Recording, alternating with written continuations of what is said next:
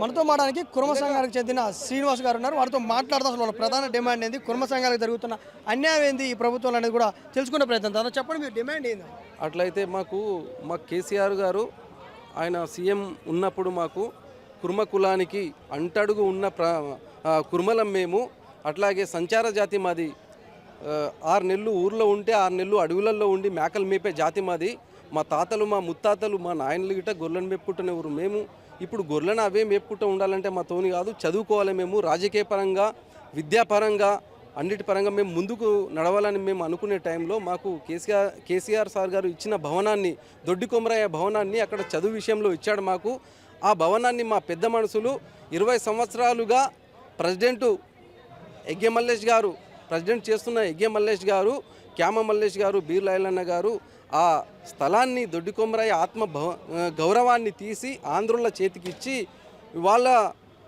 వాళ్ళకిచ్చి వాళ్ళ మోచేతులు నీళ్ళు తాగుతారు. ఇంతకుముందే మనం తెలంగాణ నుంచి వాళ్ళను తరిమి మన నీళ్లు, నియామకాలు, మన భూములని మనం కొట్లాడినప్పుడే వాళ్ళను బయటికి పంపించాము. మళ్ళీ వాళ్ళని తీసుకొచ్చి మన జాగలలో పెట్టి మా దొడ్డి కొమరయ్యను, మా కుర్మ యావత్ తెలంగాణ జాతిని వాళ్ళ కాళ్ళ కాడ పెట్టి మనల్ని ఇట్లా చేస్తారు. మనలను చదువుకోనియకుండా పేద పిల్లలు మేము గొర్రెల కాడికి పోతుంటుంటే మా పిల్లలకు అంగులు ఉండే, చినిగిపోయిన అంగులు, అట్లాగే చెప్పులు వర్షమనక వాననక ఎండనక చలి అనక మేము గొర్రెలను కాపి తిరుగుతుంటుంటే అట్లాంటి వ్యక్తుల్ని చైతన్యం చేసి మంచిగా చదువు విషయంలో ఒక IAS, IPSను ప్రతి ఒక్క జాబ్లో ఉండేటట్టు మన కుర్మల్ని చేయాలి.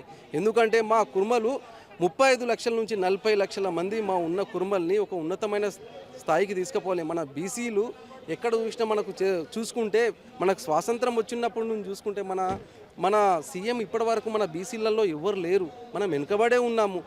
ఈ జాతి నాయన్ని ఇప్పుడు ముందుకు వెళ్దామనుకుంటే మా పెద్ద మనుషులు నట్టడుగున తొక్కుతుర్రు. ఎందుకు తొక్కుతుర్రండి? మీ పిల్లల్నేమో ఒక ఉన్నతమైన స్థాయిలో చదివిపియండి. మీరు మంచి మంచి స్కూల్లో ఇక్కడ లేని పిల్లల్ని ఇక్కడ చదివిపించి ఒక ఉన్నతమైన స్థాయిలోకి చేయాలి. కానీ తుంగలో దొక్కకండి. దయచేసి మీకు పాదాభివందనాలు చేస్తున్నాము.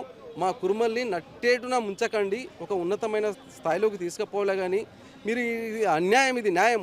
అట్లాగే మన సీఎం రేవంత్ రెడ్డి సార్ గారు మీరన్నా ఇందులో చొరవ చేసుకొని ఈ వాళ్ళ నుంచి, ఈ నారాయణ కాలేజ్ నుంచి మాట్లాడి మా జాగాలు మాకు ఇప్పేయండి, మనలను ముందుకు నడిపించండి. మీరు ఇప్పటి వరకు మేము ఎన్ని ప్రెస్ మీట్లు పెట్టినా ఏం చేసినా కానీ మీరు ఏం చేస్తుర్రు? కాంగ్రెస్ ప్రభుత్వము పెడ చెవిన పెట్టి పట్టించుకోవట్లేదు. నిమ్మకు నీరెత్తినట్టే చేస్తుంది. అట్లాగే ఇప్పుడు ఏం చేయాలంటారు? అసలు ప్రభుత్వం ఏం స్పందించాలంటారు? ఆ భవనంతో పాటు ఇంకేం చేయాలంటారు మీ కుర్మలకి? మా భవనాలను మాకు ఆంధ్ర వాళ్ళ నుంచి, ఆ నారాయణ కాలేజ్ నుంచి విముక్తి చేసి మాకు ఇప్పిస్తే మాదేదో మేము మా పిల్లల్ని చదివిపించుకుంటాము, ఒక ఉన్నతమైన స్థాయిలోకి ఎదిగేటట్టు చూసుకుంటాము. కానీ అసలు ఈ ప్రభుత్వం మనల్ని ఎందుకు పట్టించుకుంటలేదో ఏమో. మరి మేము ఓట్లు వేస్తలేమా? మా నుంచి ఏం జరుగుతలేదా ప్రభుత్వానికి? మేము విన్నవించుకుంటున్నాము. ప్రతి స్టేజ్ల మీద అంటారు కుర్మలు మాట అంటే మడమ తెప్పరు. మంచి పద్ధతి ఉన్న కుర్మలు వాళ్ళు.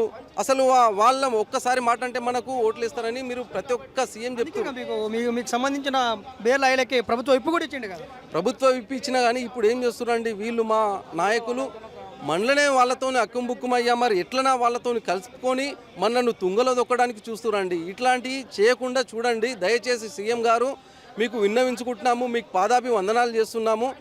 దయచేసి మా జాగాలను మాకు ఇప్పియండి. అట్లాగే ఎగ్గే మల్లేష్ అన్న గారు, మీరు కూడా ఒకసారి గుర్తుంచుకోండి, ట్రస్ట్ చైర్మన్ మీరే, ఇంకోటి ఎమ్మెల్సీ మీరే, అట్లాగే మీరు స్టేట్ ప్రెసిడెంట్ ఎన్ని సంవత్సరాలు ఉంటారండి? బైలాజ్ పరంగా మీరు అసలు 5 సంవత్సరాలు ఉండాలి. మీ ఇష్టం వచ్చేట్టు మీరు రాజ్యం చెలాయిస్తుర్రు. అడిగేవాడు లేకుంటే, ప్రశ్నించేవాడు లేకుంటే మీది ఇదేనా? మీది ప్రశ్నించోడు ఉంటే కొట్టి పంపిస్తారా మీరు ఏ విషయంలో అయినా సరే? మొన్న జనరల్ బాడీ మీటింగ్ పెట్టిర్రు, అక్కడ మీ జాగాలో పెట్టుకురు. ప్రైవేట్ జాగాలో ఎందుకు పెట్టుకుంటారు మీరు? ఇక్కడ దొడ్డి కొమరాయ భవనం ఉంది, సిటీలో మన ఇక్కడ బిల్డింగ్లు ఉన్నాయి, అక్కడ పెట్టండి మీరు.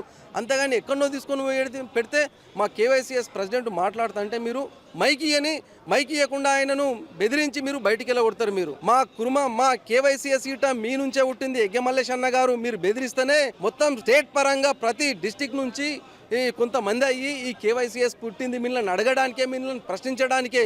ఇప్పుడు మా KYCSలా 30-40 వేల మంది ఉన్నారు. కంపల్సరీ మిమ్మల్ని ఈ ప్రెసిడెంట్ నుంచి ఇంకా వేరే అన్ని పదవుల నుంచి మిమ్మల్ని తీసేస్తాము. కంపల్సరీ కొత్త ప్రెసిడెంట్ ఎన్నుకుంటాం మేము.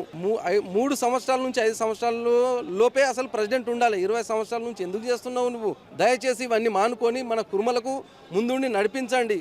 మీరు వెనుక ఉండండి. మీరు చదువుకున్నారు అప్పుడు, అప్పటి నుంచి ఉన్నారు.